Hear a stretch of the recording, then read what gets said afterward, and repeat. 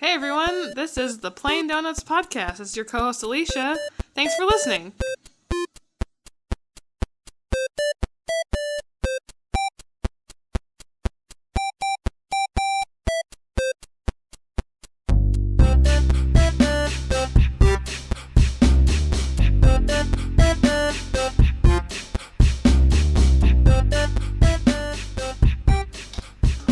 Cool. Alright. She sells seashells by the seashore. And he sells seashells near the seashore. The he-shore. Oh no, that's weird. Near a loose whore. What? What? He sells seashells near a loose whore. That's good. That's actually harder to say than she sells seashells by the seashore. He sells seashells by a loose whore? Near, yeah. Near. Oh, near. He sells seashells near a loose whore. That's hard to say, Yeah. actually. Welcome to Plain Donuts. We're doing our vocal warm-up. Yeah. Just kidding. This is the first time we've ever done this. That's one that we just invented. This is... So, and it's very risque. Don't say that around your mom. Don't. If you're 12... Oh, geez. I just flipped this pen. It's gonna... Oh, did we add our new topic? Or I did put it in there. sweet. Yeah. Okay, so let's start with our days. Yes. How was your week? How was your Thanksgiving? Tell me all about it. Tell you all about it? I'm your co-host, Steve. I'm your girl co-host, Alicia. Thanks for clarifying Yeah, gender. I don't know. I just... Sometimes I feel like I need to be more specific about who I am in case this is the first episode someone's listening to. That's fair. Our producer, Otto, is also here in case you were wondering. He's, Hey guys. You might not hear him. He might be pretty quiet, but... We just added a bunch of new stuff to our brand new Amazon wish list. Oh, yeah. And it's public. We do have it's called the Plain Donuts wish list if Yeah. you want to look it up. Want to look it up? There's some great stuff that we would love to have. It's pretty expensive, It's very I'll be honest. expensive. If you're rich and you want to give that to us, that's great of Yeah. you. If you're not rich and you want to give that to us, save your money. Save your money. Don't buy expensive things. The apocalypse is coming. I'm just saying. No. Spend your paper money. It's useless anyway. The government's buying all our gold. Woo! So anyway. Conspiracy donuts. All right. Man, we hardly ever do conspiracy stuff. Yeah. Actually, I think it's one of our topics in the bowl. Oh, so good. I won't mention it any other Okay. time. All right. Yeah.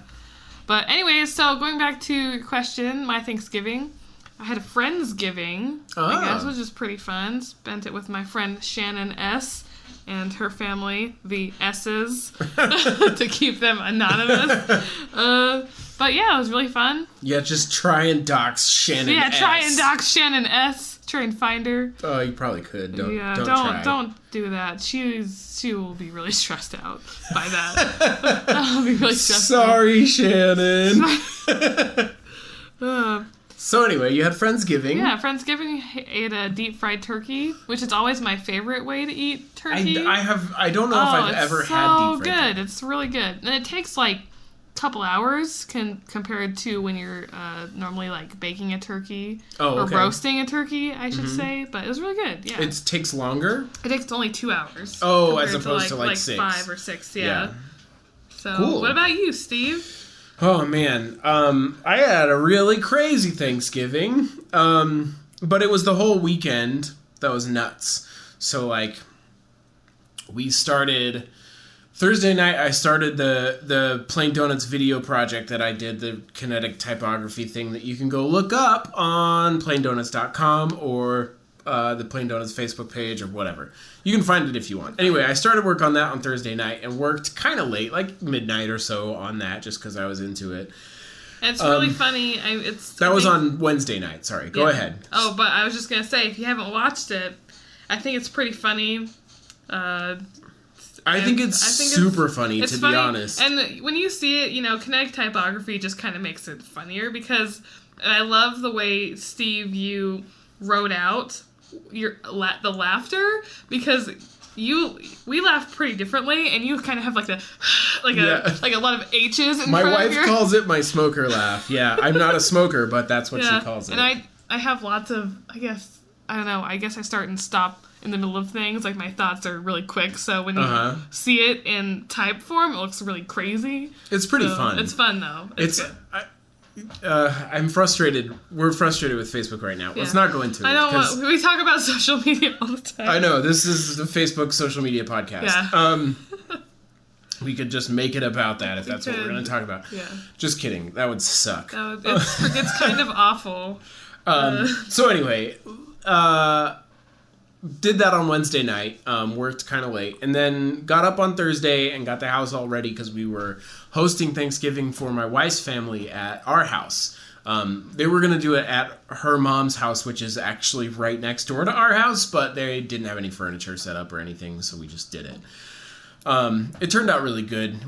Went by really easily, and it wasn't too bad. But man, had a lot of people here for a while, and a lot of work. So then Friday rolled around, and actually Thursday night we decided it was just us. Everybody had left. It was just me and my wife. So we're like, oh, whatever. Kohl's is open. Let's go see if they have anything, because Kohl's opened like really early on Thanksgiving.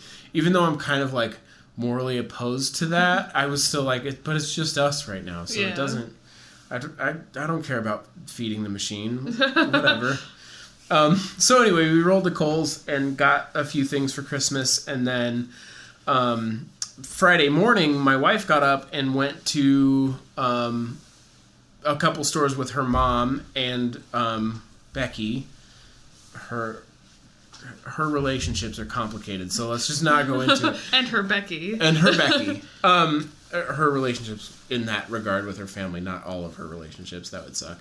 But no, they're great. But they went to a couple stores, and I was just hanging out at home doing whatever. I went for a run, and then I thought they were going to be gone into the afternoon or whatever. So I was like, I'm going to go get myself some noodles for lunch, and had all these plans. But then my wife showed back up at 11:30 or 11:45. And so I was like, oh, well, we'll do something else for lunch then. So we did. She doesn't like weird things. She just wanted it to be really easy. And I was like, I want to go to this place down the road. And she's like, it's going to suck. And I was like, you're hungry. Let's just get food. So anyway, then we had to go to the grocery store, and she had to make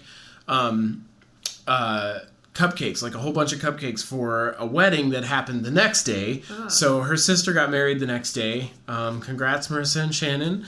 Anyway, so she got married the next day. We got up at 8 to go to Target, because there was a special sale on Christmas items happening at Target. It was $50 off, $100 That's pretty good, actually. So we had to go to Target and do that. So we got up at 8 and left to do that. Or we got up and left at 8 to do that. And then we went an hour from our house to where the wedding was. And we were there till 5 and got home at 6. So I was gone all of Saturday. And then Sunday morning rolls around, and I was like, oh, great. Finally, maybe a day to relax. Yeah. So we decided, we were like, it's been too crazy. Let's not go to church today. It's been too crazy of a weekend.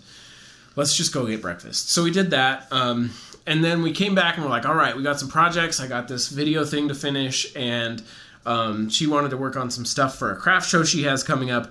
And so we went to Lowe's to get all this stuff ready for her craft show. And then I get a phone call from my mom while we're at Lowe's. And my mom says, hey, are you guys still coming over for dinner? We've got Thanksgiving stuff all ready for everybody. And I was like, oh, no. I completely forgot that my family was having a separate little Thanksgiving shindig on Sunday. And it was supposed to happen in 10 minutes, and I was like, "Well, we just have to leave Lowe's then." Where did you have to go? It was in Farmington, so it was 15 minutes. Okay, not super far away. But still, when you're not expecting to do something, and then you have to do something. Yeah. And you're like, oh, yeah, my day. You're just, Well, and it was funny because, I'm sure you still enjoyed spending time with your family. It was nice, and we had a good time, and I was kind of crabby, and my wife keeps telling me that I was mean, but I didn't mean to be mean. I was just being smart-alecky. Anyway, so we had a fun time at my parents' house, but we had to just rush out of Lowe's. Yeah. So then when we were done with that, we went back to Lowe's because we weren't done. So got that stuff, and then we got home and we're like, man, earlier I had so much just motivation to do these things, and now I don't. But I was like, it's going to be the end of Thanksgiving weekend, and I got to finish this video thing. So I worked on that until it was done. I don't know how long. Hours. Was 6 hours or something like that. And anyway, it was a lot of time put into this video thing that I really, really liked. And I don't know. I'm never satisfied with when you post something on the internet. Like, I guess I was telling my wife, like, you just want to see your hard work, like pay off in some way, right? Like, oh, I worked really hard on this thing. I was literally laughing while I made it because it was really funny. It's funny, yeah. And so, like, I was like, it's so good. It's the perfect thing. It's really easy. It's kind of like easy to get into because there's not much of an intro. It's just, hey, here's our logo, and it starts, right? Yeah. So I was like, it could be a shareable thing, and then it's just, I don't know. I was just hoping people would be like, oh, this is hilarious. Yeah. Everybody watch it, and nobody does. So it's frustrating because it's like... Facebook kind of feels like screaming into the void a little bit. Oh, man. Unless I know we said we weren't going to talk about this, but Steve and I both paid $5 to boost this video, and it's gotten pretty good responses. Well, it's gotten... interestingly, like... Okay, so you have to have some context that... Yeah. When you do, like, advertising on the internet and social media, the actual, like, response rate is in the 0.1%. Yeah. So, like, if you have 100 views on the thing, it's actually unlikely that anyone will interact with it. If you have 1,000 views on a thing, maybe one person will interact with it. So actually, this particular thing has gotten a pretty high rate, like 2.3%. Which is crazy compared to like a normal quote good response rate to something like this is like 0.10. Yeah. And so to have like a 2% response, I'm like, yeah, this is crazy. Yeah, it's a really good response rate. Yeah. I don't know. See, I was talking to my friend about this. Like the whole idea of something being viral is really just luck, right? Yeah. To some degree, or just something so funny that like it's the stuff that's really funny that just blows up viral is always stuff that is just happens on accident, right?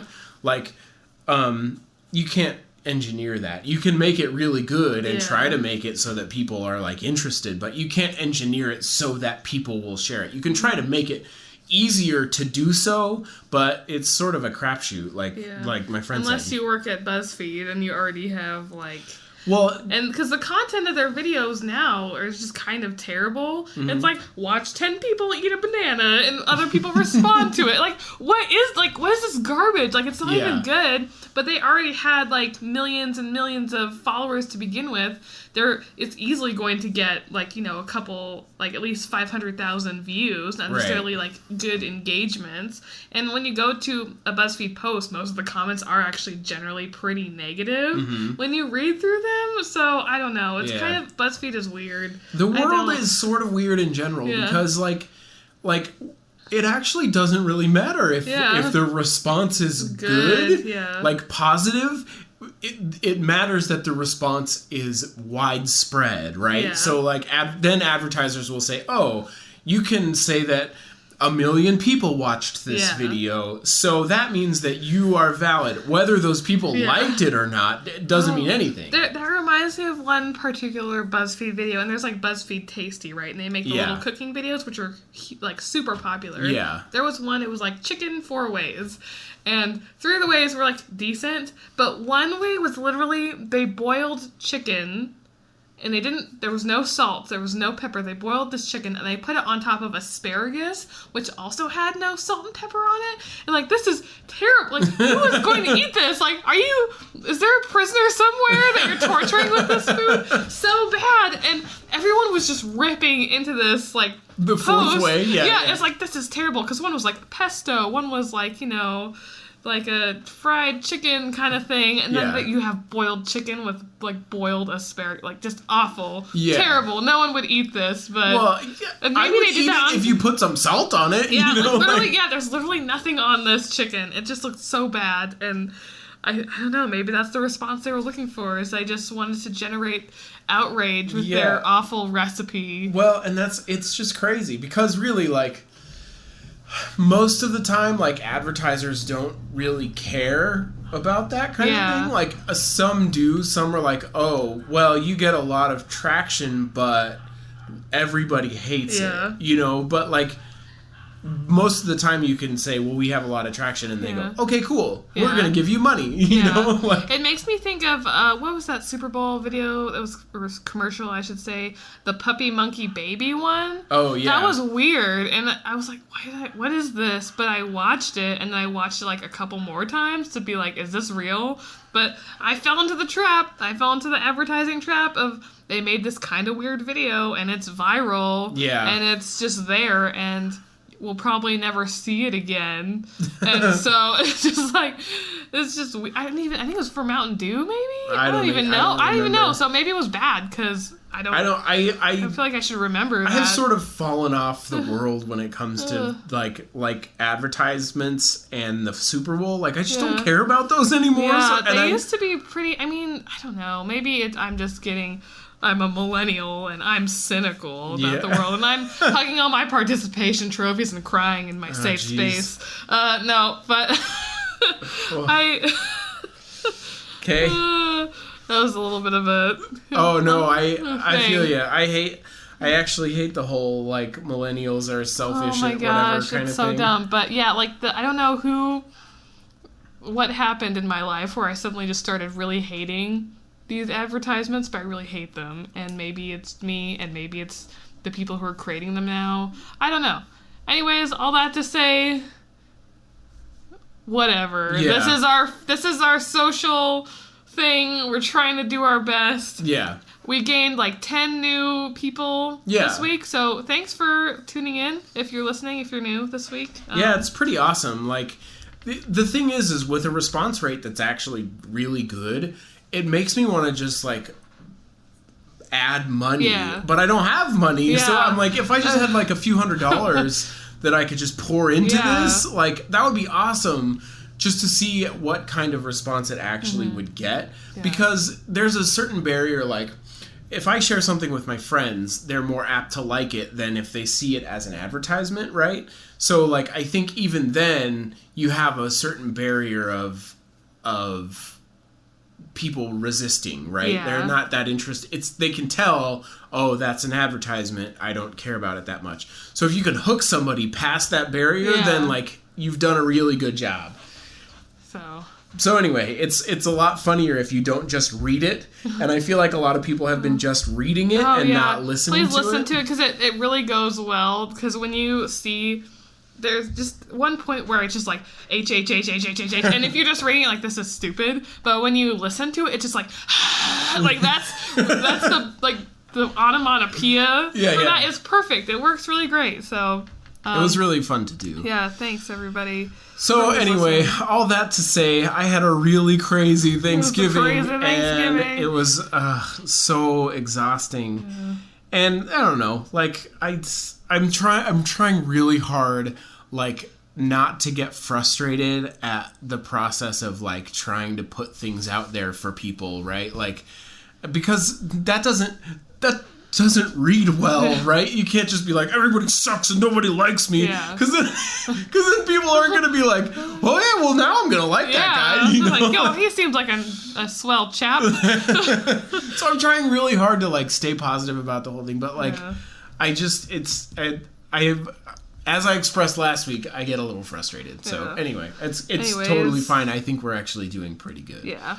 So anyways, so I made a post earlier today asking for questions or confessions, everything in between. Possible topics. And we actually got some pretty good responses here. First shout out I want to say goes to Chris H. He's one of our regulars on here. But, he said, thanks for brightening my day. Work is rough, but you two put a smile on my face. So that's awesome. Yeah, he said he was catching up with 2 episodes. Yeah, so that's cool. It's pretty great. That was nice, and he just said that. So shout out to you, Chris. He said, I don't have much else to say right now. But that was really nice that he responded anyways. Let's see. A friend of mine, Sarah, she asked us some really great questions. So shout out to Sarah. She's really cool. I like Sarah a lot. She is a delight. What a delight! What a delight! And she asks really great questions. So her first question was, what's a great book you've read recently? Oh, man. That's a good question. I have so many books that I've read and maybe not as many as you one year, but like enough to where like I love to read and I have a lot of recommendations. I mostly read fantasy, some science fiction, like in a much smaller set of like autobiography kind of memoir stuff.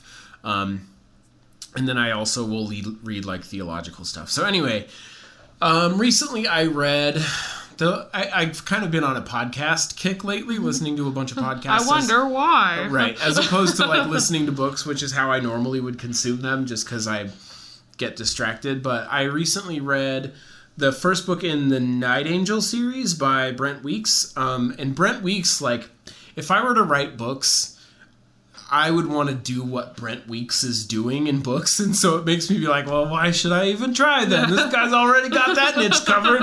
So, like, but he's awesome. He's one of my favorite authors. So the Night Angel trilogy, I haven't read the whole thing, but the first book was really good. He's got another series that just released a new book. It's called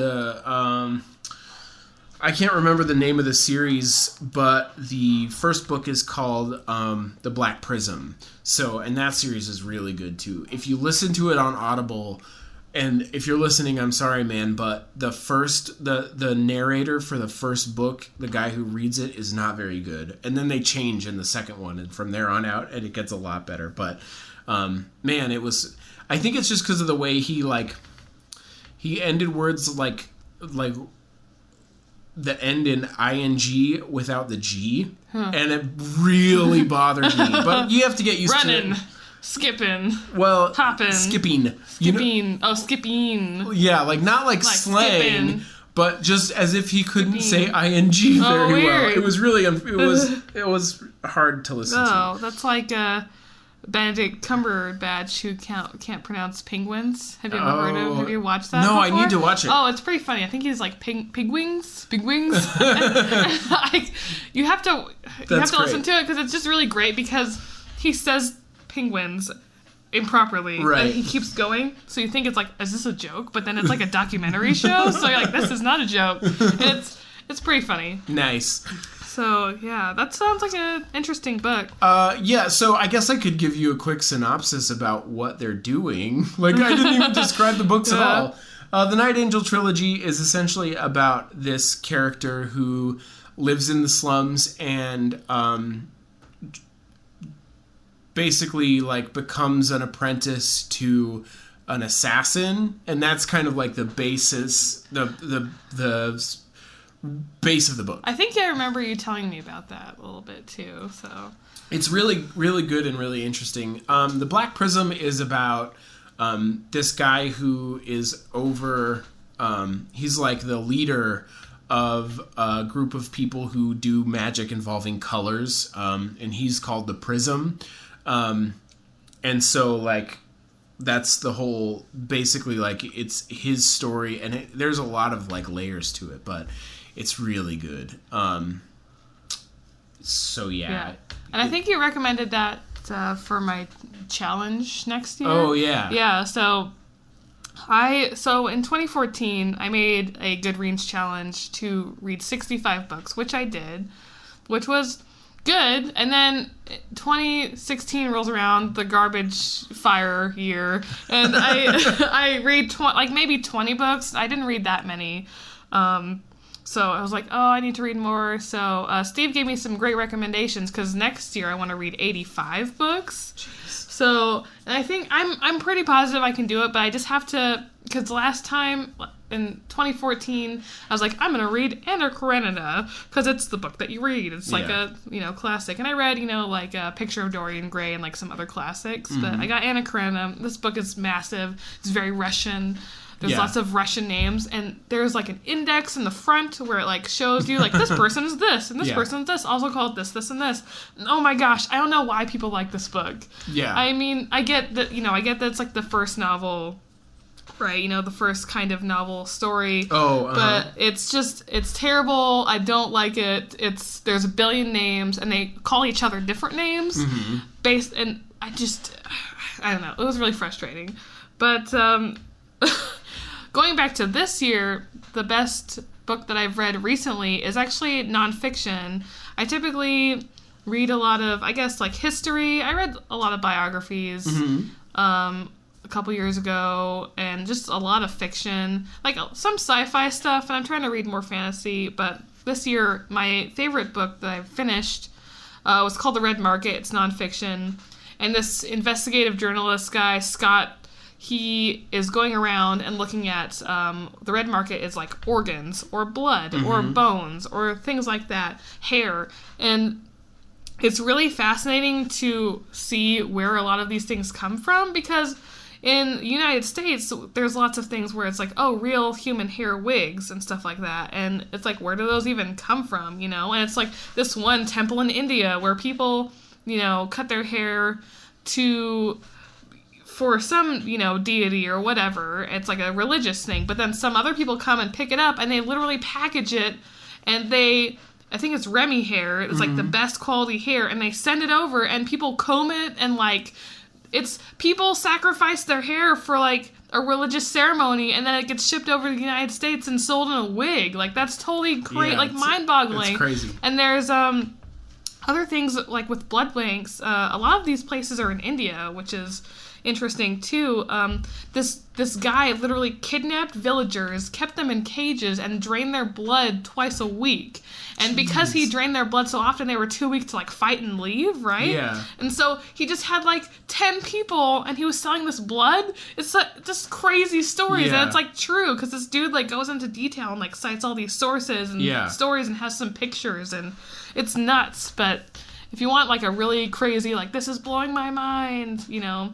And also it's like where you get like skeletons, like from like anatomies. A lot of people go up and dig like graves up, and then they go to these like skeleton farms where they like dissolve like the flesh off of the skeletons, and then they wash it and bleach it and ship them to the United, like, medical schools in the United States. Weird. Which is so bizarre. And they do it for like $20 a skeleton, like in India, but then in the United States, the end person's probably paying thousands of dollars. Yeah. So it's just like a weird, I don't know, it kind of messes with your mind a little bit. So, Red Market, I couldn't tell you what the author, let me see, I looked it up. Scott Carney is the author. Yeah. If you want to look that up, really interesting. So that is the book I read recently. Crazy. So. Another book that I recommended to you was, remember we suggested a topic called book shedding, and this is kind of it. Oh, yeah. Anyway, another book that I recommended to you, and I would recommend for people who like aren't super into the idea of like science fiction and fantasy, but like reading and are kind of open to it, is The Golem and the Genie. I think I saw that on your Goodreads. It's really good. Like, it's just really well written. It's about, it's basically about how this golem made by a rabbi ends up in, like New York City in, I think it's like the early 1800s.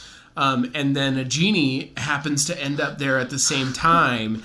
And they meet. Sounds so crazy. It sounds crazy, but like it's actually very like historically interesting because it's accurate to the time period. And then like the way these characters interact, they're very human, right? So so it's just a really, really interesting kind of fast read that I would recommend a lot for people who don't necessarily love like fantasy. Because it's not like dropping you into the deep end of high fantasy with like elves and dwarves and stuff. It's basically the historical real world with a golem and a genie, right? So I'm into that. I can dig it. Yeah, I think it's the reason why fantasy is hard for me. I think I might have explained this before. It's just like the idea of having to build like a world in your head is, I don't know, maybe I'm just a lazy person in that way. Like, I don't want to, like, I tried reading The Hobbit, and there's like a billion names, and like, I just don't, when there's so many characters, I gotta pick like one or two to care about, and when they try to all, like, make me care about all of them, it's like, I don't really care about any of them at this point. So, that's a little hard for me. So well, I gotta like dip my toe into the water and try it out. To be fair, like, introducing yourself to fantasy through Tolkien in right now is sort of crazy. Like, when it came out, it was sort of a whole new genre, right? Yeah. Like, wow, what is this thing this guy's making? Nobody writes stories like this. But now there's, like, fantasy that's way more accessible, and the prose in Tolkien and even, like, Lewis is really kind of, like, dense and high. Yeah. You know what I mean? Although it's interesting because I have read, like, I think 4 of the books from the... Lion, the Witch, and yeah, the Wardrobe? Uh-huh. Like the Silver Chair and the Dawn Treader, and I've read those, and maybe it's just because it's written for, like, a younger audience in mind, which makes sense. But then if you, like, go into, like, I'm gonna read the Silmarillion, you know, like, that's I can't. I gotta start slow with this. Yeah, so anyway, thank you, Sarah, for that first question, because we just talked on it for a long time. Yeah.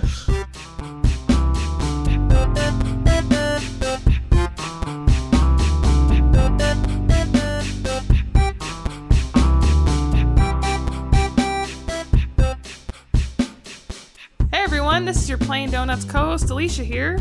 I just wanted to take a quick break and say thank you to all of our listeners, new and old. We just really want to say thank you, and we really appreciate your support. You are the reason why Steve and I do this every week. Steve slaves over editing and all that every week. And, you know, if you are a listener, go ahead and give us a shout out. We are on Facebook, Twitter, and we have a website now, yourplaindonuts.com. That's your, Y-O-U-R, possessive form, plaindonuts.com. And yeah, go ahead, send us a question, give us a juicy confession. We really love that kind of stuff. We also wanted to take a short break to give you a quick heads up about this next section of the podcast. If you are eating or you get grossed out super easy by puking, vomiting, it is called, emetophobia, blah, I butchered that. But if you're grossed out by things like that, you might want to skip this next section. We are going to pick it back up at around minute 45. So if you care and you don't want to freak out, you know, we don't want to freak you out. So go ahead, skip to minute 45 of the podcast and skip all the gross stuff. Again, we just want to thank you all for listening, and hey, enjoy the rest of the podcast.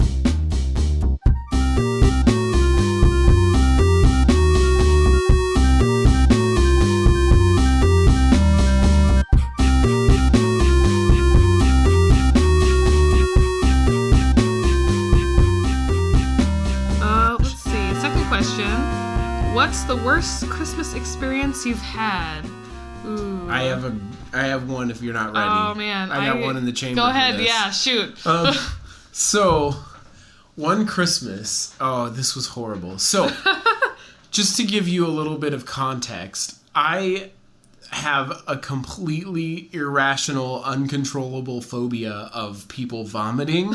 And it's not... I understand that it's stupid. So I have to ask... Sorry to interrupt you. Is it vomiting?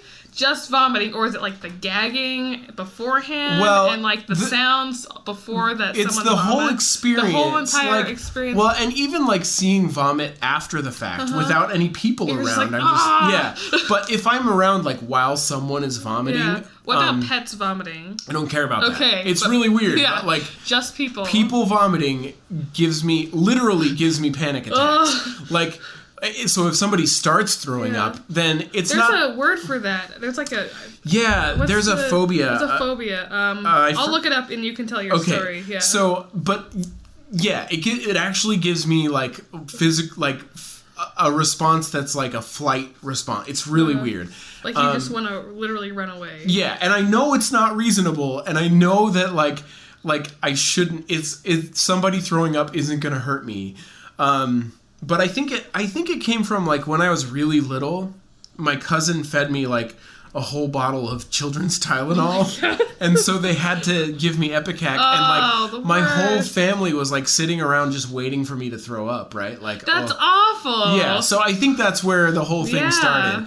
But anyway, so I have this like irrational, like completely. It's very difficult for me to be empathetic with someone who's sick and throwing up, like because my body is just like, you got to get out of here, man. You got to go, man. Like, this is bad news. Like, there was one time I was riding a train when I used to live in Midvale. I worked downtown, and I could basically ride a train to within a couple miles from my house, and sometimes I would walk home or whatever. But I was on a train, and this old guy came on, and then it doesn't really matter that he was old. I shouldn't. But anyway, he was there with his wife, and he, like, started throwing up into a bag, and, like, at the next stop, I know, I'm sorry. No, I'm not grossed out, but I have another story. So anyway, at the next stop, we stopped and I left and got on a different car because I just could not be in the same could place. Not handle it, yeah. And like was like jittery for the next till I got home, basically. That sounds awful. So yeah, it's really stupid that I kind of hate. I probably should go to like a psychologist or something and get my head checked. But like it's really bad. So anyway, one Christmas we were gonna be driving to Colorado, and so we got up and we had family Christmas, and then we all got in the car and my sister started throwing up. She got sick. So no. And you're in a confined space, stuck in the car with my sister who was throwing up every half an hour to hour and a half, right? And so I just like, it was really bad because I had to like plug my ears and I was like singing to myself so that I didn't have to hear it. And like my parents were like, Steven, why are you doing that? And I'm like, you know, at the time I was like, I feel like such an a-hole because she's the one who's sick and I'm panicking. Right, yeah. So, but that is my absolute top worst Christmas experiences. That sounds pretty bad. Christmas Day, you know, like driving in the car, confined with someone who's throwing up, and I can't get out. You know what I mean? That does sound awful. It's kind of like, it's hard to relate to, I'm sure, for people who like think throwing up is funny. Like, if I see that like on movies and stuff, even. You know, there's like those YouTube channels that are specifically like for people who drink like a ton of gross things and then vomit. I'm like, that's what? The internet I avoid. Like, yes. I'm like, I don't understand this. I mean, I watched it and I watched like kind of gross videos. Like, I'm into like watching nasal polyp videos and like C-section videos. Yeah. And I won't get into that. But I just don't get that. But I was gonna say, so. And this is, I can't think of a Christmas story, but I can think of like a near Christmas experience. Sure. I think the holiday season encompasses the story arc. And it actually it actually includes vomiting. Okay. So, and I hope talking about vomiting does not bother maybe you. We should do like some kind of ear bleach before we go into the next story. If you have, and I did look it up. It is called emetophobia. It's an intense phobia that causes overwhelming intense anxiety pertaining to vomiting. The specific phobia can also include subcategories of which causes the anxiety, including a fear of vomiting in public, a fear of seeing vomit, a fear of watching the action of vomiting, or a fear of being even nauseated. Yeah. So, there you go. Yeah, emetophobia. Emetophobia. That's what Steve's got. I don't have like a fear so much of personally vomiting, except I hate the whole thing, so I just don't ever want to do it. Yeah. After high school, I didn't throw up for like 8 years. Oh, gosh. I think, when's the last time I threw up? Like a couple days ago, maybe? Oh, wow. I just have like a very sensitive gag reflex. Oh. But the story, so I'll start my Christmas story. Wait, hold on. We that's not a very good ear bleach. Yeah. Here's the vomit phobia. Yeah. All right, let's move on to... No, I'm trying to think of like, let's see. Yeah. Just quickly, before we go into the next story. Actually... No, let's tell your story. I think we've hemmed and hawed enough. We'll go on to the next question after. Yeah. So I'm in New York City visiting my dad's family, and we are walking downtown in Soho, and I'm with my mom, and my dad is in Queens, so we're in Manhattan. And my mom's like, let's meet some of these friends for lunch. I'm like, okay, sure, whatever. I'll go hang out with my mom, and her friends. And so we go to this Italian restaurant in Soho. First mistake, don't eat Italian food in Soho, or Manhattan. Don't do that. Where should you go for Italian food? Italian food, just anywhere outside of Manhattan. Don't go to Little Italy or like, cause Soho and Little Italy are pretty close to each other, but it's like very generic. Oh, really? Like Italian food, like you want to go to where there's like delis instead. But anyways, so we go to this Italian restaurant and we sit down and my mom is with, talking to her friends and they're pretty nice. So I'm like, all right, yeah, this is not so bad. I order this Alfredo sauce or something, this Alfredo sauce, and I eat it, everything's fine. So we go for a walk, and we're walking around Manhattan, and my mom is like a crazy walker. So is it cold in Manhattan? Oh yeah, it's freezing. It's like the wind's blowing. It's probably like 20 degrees. Okay. Fahrenheit. Sure. Calm down, Canadian listeners. We're in Fahrenheit. They're like 20 degrees. Like, wow, what does that mean? It's so hot. Super hot. Yeah. So yeah, it's like 20 degrees Fahrenheit. Wind is blowing. My mom's walking around, and we walk like she's walking like 60 blocks, right? We're just walking around all of the whole entire island of Manhattan. That's like 6 miles about, right? It's something crazy. And so I like on mile 1, I'm getting these really awful like stomach cramps. Yeah. And I'm just like, oh my God. And so I feel like I'm dying, and I'm sweating. Oh, no. And I have a severe allergy to bananas, in case people didn't know that. Well, they probably didn't. So I was like, oh, am I have like an allergic reaction? Like, I don't feel like I'm really, really dying like I normally would. Yeah. So, like, maybe it's just, I don't know, whatever. So we're walking around. I'm having the worst cramps, and I'm like, okay, like, I want to go home after our 6-mile walk. Yeah, I really want to go back to my grandma's house. So she's like, fine. So we walk to the nearest subway. And we go down into the subway, and I'm like, I have to throw up. Yeah. And if you've ever been to the New York subway, and I don't have a bag, I'm not carrying anything. Yeah. Like, I'm going to throw up. So I run over to the train track, and I try and go to the very corner, and I throw up on the train track. And this isn't even the worst part. Yeah, yeah. So I'm throwing up, and my mom's holding my hair, and she's like, talking about like what's wrong, she's kind of like a person that doesn't get fazed by really anything. Yeah. So like, what's going on? Like, what's wrong with you? Like, what did you do? I'm like, I don't know, it's probably food poisoning. And it was food poisoning. So like, I want to go home. What did you do? Yeah, like, I don't know, like, I'm sick. Like, you've been with I'm still like I'm drunk. And so Mom. and so I'm like 16, and I was with her for several hours, so I don't know what she's thinking. And so so, people are watching me, probably like, oh, this girl's wasted. She's throwing up on the train tracks. This is awful. So I'm like, I want to go. So we get on the first train. It's like the A train, right? And I'm like, I'm going to throw up again. I'm on the A train. So the thing about New York is there's rush hours at all times of the day. There's like a midnight, a 7 o'clock, a 5 o'clock, a noon. Like, the train can be packed at any time of the day or night. So it's like, happens to be like the midnight train. I'm like, I'm going to throw up again. I feel so sick. It's packed. It's like hot. I'm sweating. Yeah. I'm hot. And I don't have anything. I have no bags. Like I said, I have nothing. And so my mom gives me her hat. Oh, and so on the train, on the packed A train, heading to connect to the J to go to Queens, I throw up in my mom's hat 3 times. Oh, jeez. And I'm holding this hat full of vomit. Gross. And I want to die. And I know everyone else around me is having the worst time because they're around me, the vomiting girl on the train. Jeez. and I don't know, I'm kind of I didn't want to throw her hat away, so I carried it with me. Oh, and no. I was like, Mom, I can't throw it away. No more discussion about carrying it. Come on. Anyway. So, and I have this hat. So I get off in Queens, finally. And I'm calling my dad. And I'm like, please come pick us up. Like, I want to walk, like, 2 miles.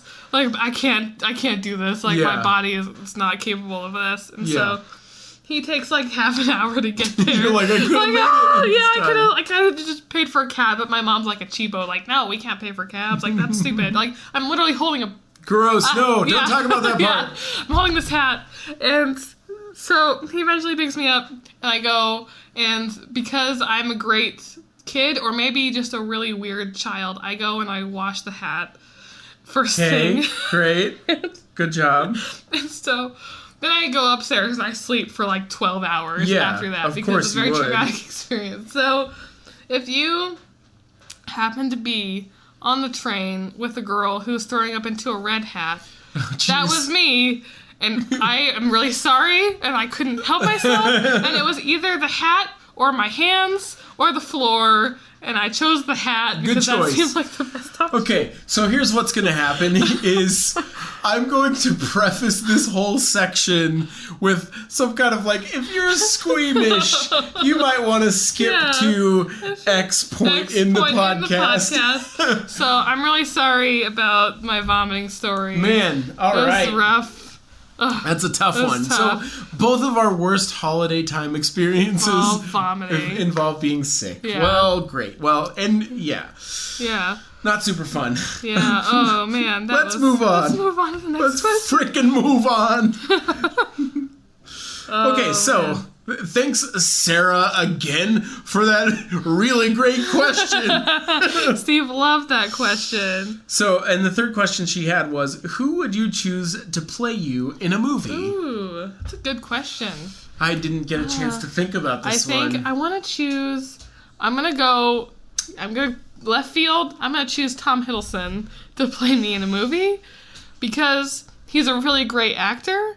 And he's a good-looking person. So why would I not want someone who's a good actor and a good-looking person? You don't think there are any like women who might be able to play you well? I don't know. I just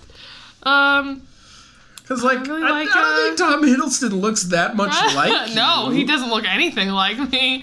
What about that girl from New?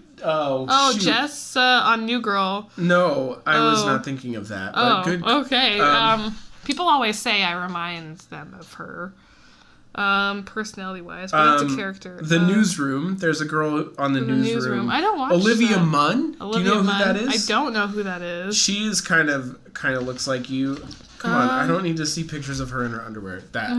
Okay, yeah. Or Aubrey Plaza. Oh yeah, Aubrey Plaza would be pretty good, like personality-wise. Yeah, someone for said sure. I kind of look and act like her character on Parks and Rec. Yeah.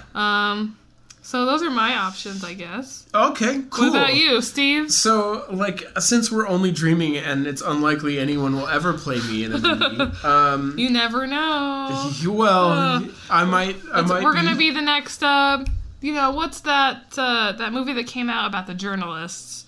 Oh gosh, I don't know. News something. It's not. Yeah, but it'll be like that. But it's like the podcasters, and it's like how we got our start in Steve's attic, in our rapid, ridiculous rise to fame. Massive fame that we're currently experiencing. This is gonna be like the lull and before the climax of the movie where we rapidly rise to fame. This is gonna be the grind before the montage where we sign all these advertising deals. We're walking into these boardrooms, wearing these nice clothes and signing contracts, and then Steve and I get in a fight or something, and then we eventually make up.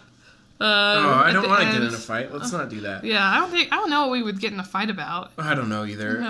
It's always money. So one of us is going to be offered a single deal, and I'm like, no, we can't do it without my co-host. That's wrong. So you're implying that you're going to get. I don't. It could be. No.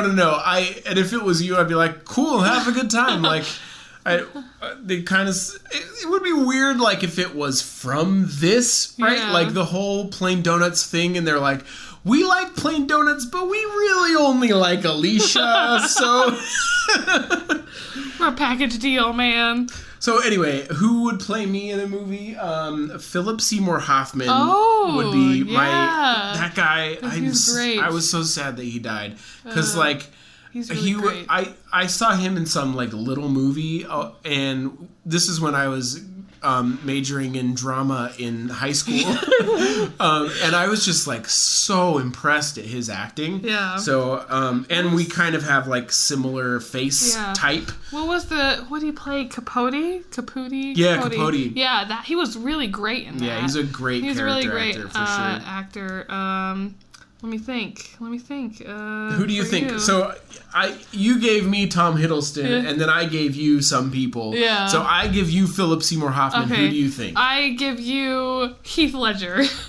Oh, that's a good one. He's also dead, though. I don't know.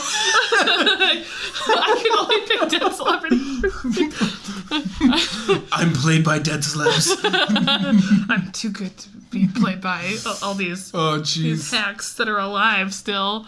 Let's see. Seth Rogen would be another good one that could play me. I could see. I could see him playing you, but I don't like Seth Rogen. Oh. But I guess he plays the same character in every movie. Seth Rogen is kind of just always Seth Rogen, right? So it's hard for me. Visually, I could be like, he could play Steve. Yeah, there's no way around that, though. Yeah. That's a problem. He's like, and I smoke pot, and I like to hang out with my friend, Paul Dano. Just kidding, not Paul Dano. What's his name? I can't think of his name. I don't know. He was in 127 Hours. So, James Franco. James Franco, yeah, they're always hanging out together. So maybe like Jonah Hill. Jonah Hill could play me. Yeah. Because he's a little more versatile anyway. Yeah. If you've seen Moneyball, you know that to be true. Yeah. And also The Wolf of Wall Street. Yeah. Where he does lots of quaaludes. Yeah. With his friend Leonardo DiCaprio. This is crazy, man. It's crazy. So we are actually about 40 minutes in. Geez. So we could do one more topic and then let's see. I think Jameson asked us a question. Yeah, let's do that one. Go over to...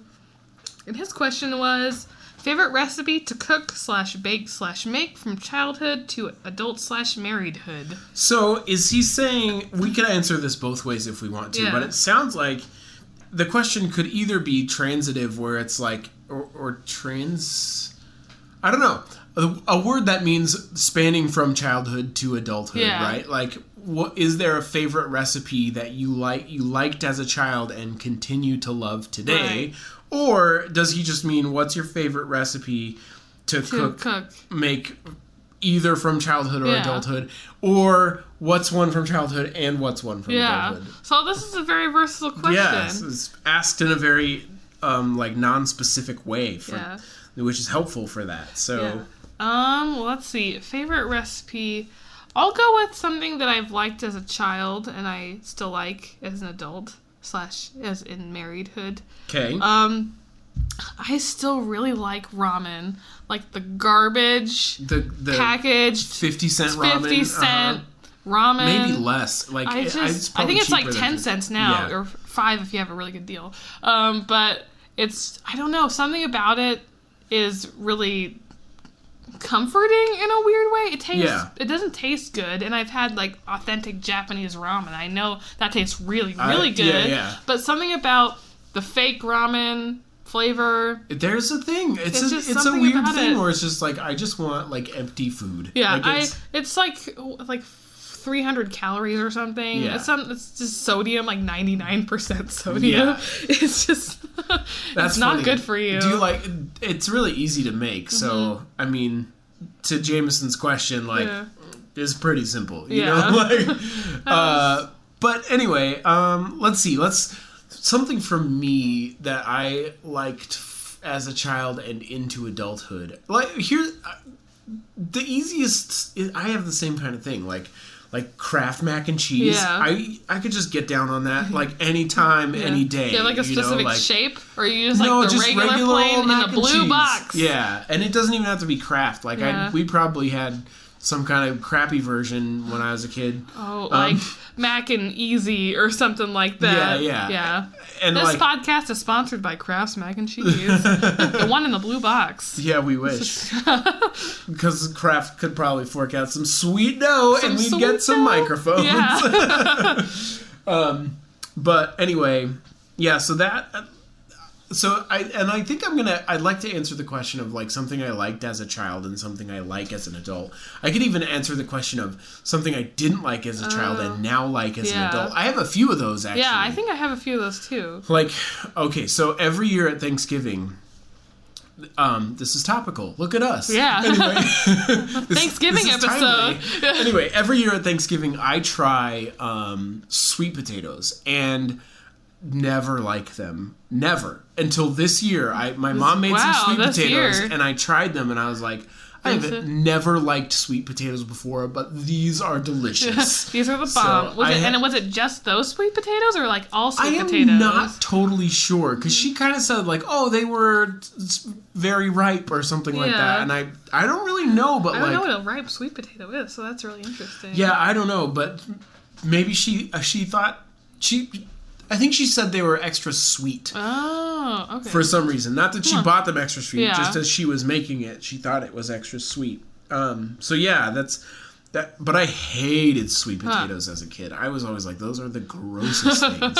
The same for like mushrooms. Oh yeah, I used to hate mushrooms. And now I just am like, give me all the mushrooms. Put those mushrooms all over my burger. So yeah, it's pretty good. I even like ramen. I like all kinds of mushrooms. The only thing that I don't like is like, when it comes to mushrooms, is Arctic Circle, and it's not specifically Arctic Circle, but I know they have a mushroom and Swiss burger, and the mushrooms that they put on it are like in this weird like mushroom sauce that you like slop on. It probably was something that was like dehydrated. Yeah, and they just kind of like mix a little water into it. I used to work there, so like it's basically just a mix, right? And that I can't get down with that. That's gross. Yeah. I think the one mushroom thing I can't get really into is portobello mushrooms. Oh, I love portobellos. And I think it's just because, like, when I eat a mushroom, I, like, want mushroom plus something. Oh, not just mushroom mushroom with mushroom. I don't know. Something about it. And, just not a huge fan, but it's still pretty good. And I used to hate mushrooms. But... So, for a very brief time, Chili's had steak and portobello fajitas. You can't get it anymore, but they had. And the crazy thing about portobello mushrooms is when you put them with steak, their texture is really close to the same. Yeah, it's like a very meaty... Right, yeah. And so, like, I would order that because I was like, it's like I'm eating double steak. Yeah. Like, it is so meat good. Plus meat. Yeah, and I'm a freak about that. I like meat a lot, I guess. Steve's a meat freak. But I grew up in a way where we would eat lots of different kinds of foods a lot. We ate pho when I was a teenager, and like I feel like a lot of people didn't have that experience, and so I'm really grateful that I got to grow up. I might have said this before even on the podcast, but in that way where like I've never been afraid to try new foods. So like basically if somebody says it's food and it's not going to kill me, I'll be like, all right, I'll try that. You know, like I don't care what it is, like fire ants or whatever, you know, like it's funny. There's a story, you know, who is it? Josh Gates, the guy who used to do the hunt for Yetis and stuff like that. Oh, what's his name? It's Josh something. I'm looking at our producer. He's our local Yeti enthusiast. He says he does not know. He doesn't know. He doesn't know. Dang it. He's on Expedition Unknown now, searching for the Yeti.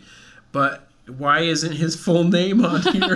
Josh Gates. I was right. Yeah, look at that. Ding, ding, ding, ding. So anyway, he was searching for like the chupacabra or something on one of these old episodes, and he went into this. There was like this little tribe of people who weren't like in a modern society. They just kind of lived on their own, but they would cook up like ants. I think it was like fire ants or something. I don't know how they cooked it, but like they're like, oh, you should try these. They're just like a little snack, right? And so he tried some and he's like, man, these are super spicy. And the camera like immediately pans to this little girl who's sitting there like just like chewing them. Like gobbling them. She loved them. And it's just so funny because he's like, oh man, I can't take it. And this tiny girl's like, yes, please. More ants. Oh, so, man. Yeah. Pretty good. But anyway, that kind of stuff I have no fear about. I've tried a lot of different things. I've tried, like, I've eaten things like cow intestine, fried scorpion, chicken hearts, all kinds of stuff. But the one thing I really can't get down with is insects. And I don't know, it's just something about an insect that freaks me out. And I don't know. Maybe I might change my mind later on in life, or if I'm like starving to death in the middle of nowhere and I have to eat a moth. Well, it's kind of the whole idea of like a grub, the like gross squishy stuff that people are like, you can just eat that straight up. Yeah. It's like, no I can't. Yeah. I seriously can't do that. You know? Like, yeah, that and anything that's like alive still. Yeah. Like when you see those, like the shrimp that are still alive, or like the octopus that, like people eat it whole. Yeah. And my fear with that is I eat it, right? And it sticks to inside of my throat and I suffocate. Like octopus's last stand. Yeah, it's just like, no, don't swallow me. You can't eat me, girl. That's exactly what it says. You can't eat me, girl. Stop that. Man, I've seen some episodes with Bear Grylls where he just like those grubs that just like... Well, he's crazy. Like, I've seen him like take fish out of like a river and he's like, and just bite right into it, and I'm like, you didn't even clean out its guts or you didn't even kill it. It's still like flapping around like crazy. That's like that there's no time for like bacteria to like get into the meat when stuff is fresh like that. So like if you find something that's like very freshly dead and you're starving, you could just straight up eat the meat. Oh man. And it's like, that's crazy to me. I think I was talking to Otto about this a couple days ago, about those survival shows, and we were watching Les Stroud, the guy who goes by himself, which is pretty cool, I think. He doesn't have a camera crew or anything. The best Les Stroud. He's so good. But he's really cool. But he's like talking about how, it's like day 5, and he hasn't had a meal in like a couple days, like 3 days, and he's like really hungry. He's like, the most important thing about survival is the will to live. And I look at Otto, I'm like, I wouldn't have that. I'd be like, you know what? Geez. Like, I would just, you'd find me in the desert, like, I think I'm gonna die. Like, I'm okay with that. Like, I don't want to try and eat cactuses and scorpions, like, that are still, I don't have that. I would be down to I would just die. I would, lay down in the desert and slowly dehydrate and get covered in sand. Yeah, Les Stroud is crazy and has been. That Survivor Man show, he goes through a lot of stuff. Yeah. My favorite episode ever, though, is like he goes to, I think it's Papua New Guinea or something, and like basically they never let people film or whatever there. The tribes are very like protective, but they're like, sure, you're by yourself. For some reason that he like got in some good relationship with them or whatever, but they all like would chew this mixture of stuff all the time. So they gave him some, so he just goes out into the woods and like he's doing the surviving thing, and then he's like, all right, well, I'm gonna try this stuff, and he chews it, and like he's like, the commentary, the voiceover is basically like, I figured out why they chew it all the time. That's a drug. Yeah. He's just getting high out in the middle of nowhere. There's this montage of Les Stroud, like, just it's all this music, and he's just sitting there, like, so high. It must have been hours, and he's just playing his harmonica. Yeah, like, I know. Crazy. He always, like, plays his harmonica, like, for a couple nights or whatever. So, like, Les Stroud basically just got super high and played his harmonica in the woods. Like, oh, man, that's funny. Yeah, I think... I haven't seen that one, but I have seen the one where he's on some remote island, right? But there's coconuts everywhere, and he just, like, always has, like, this coconut feast every night, and he's, like, genuinely having a good time. He's like, I'm not hungry. Like, I'm warm. Like, there's no bugs around here. Like, I'm eating this delicious coconut feast. Like, I'm having such a good time. I'm like, oh, I could get down with. Like, if it's, like... Someone could do that for me. So you basically like comfortable camping. Yeah. Yeah. And even then I'm like, oh, this is, what would make this camping trip awesome is if we were actually at home and I could take a shower. That's how my wife is. She's like, she does not want to go camping. Oh, man. She's never been overnight camping. Never even once. So Otto, our producer, just gave me the most disgusted look he's ever given anyone in his life. But anyway, so she just doesn't want to go. She's like, why would you want to sleep out there? And you're like, because it's primal. I don't know. And I love my friends, but camping with friends is the worst. Because people, they just want to hang out by the fire and chat, which is great. But I just don't want to do... I love talking to my friends, but then it's like, okay, it's 9 o'clock, it's really dark, we all have to go to bed on the floor.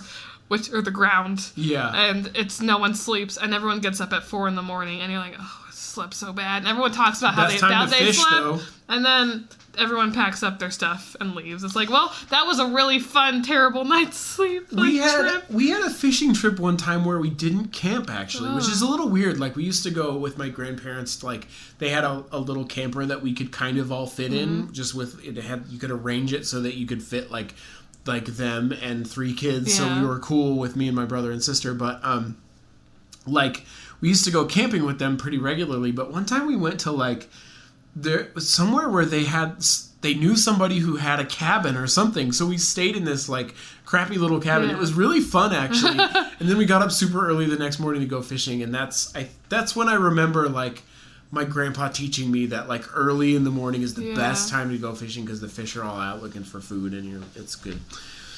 Anyway, we should probably end our podcast. It's been, I think, an hour. Oh, wow. Yeah, it's been an hour, so you guys get an extra long one this week. Fun tidbits. It's good though, because a lot of people are going to have to skip the whole barfing section. Yeah. So I'll make a little thing that says, "Oh, if you were not, you have this thing, which is this, then don't listen to this."